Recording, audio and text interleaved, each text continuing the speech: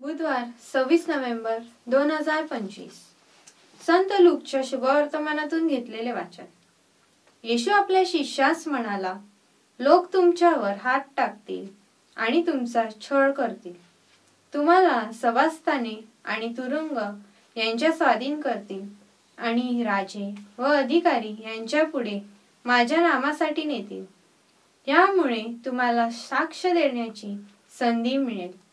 तेव्हा उत्तर कसे द्यावे याविषयी आधीच विचार करायचा नाही असा मनाचा निर्धार करा, कारण मी तुम्हाला अशी वाचा आणि बुद्धी देईन की तिला अडवण्यास किंवा तिच्या विरुद्ध बोलण्यास तुमचे कोणीही विरोधक समर्थ होणार नाही।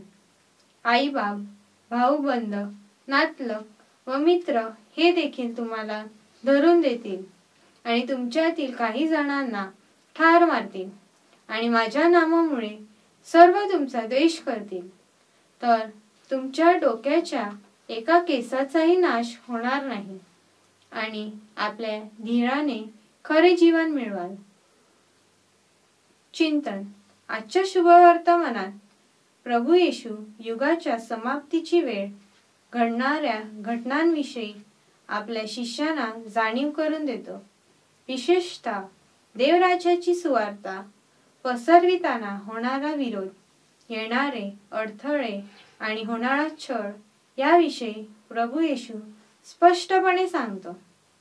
तुम्हाला तुरुंगात टाकले जाईल व तुमचा छळ केला जाईल, मात्र त्याच वेळी प्रभू म्हणतो, मी तुम्हाला वाचा व बुद्धी देईन।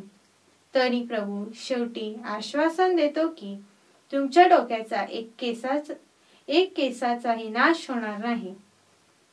प्रभू येशू ख्रिस्ताचे जीवन, दुःख व मरण व पुनरुत्थानाचे आपण सहभागी आहोत। ख्रिस्ताची साक्ष जगाला देण्यासाठी आपल्या सर्वांना आजचे शुभवर्तमान आवाहन करीत आहे, मात्र आपण आपल्या शब्दांद्वारे, कृतीद्वारे आणि आचरणाद्वारे ख्रिस्ती जीवनाचा आदर्श इतरांसमोर ठेवूया।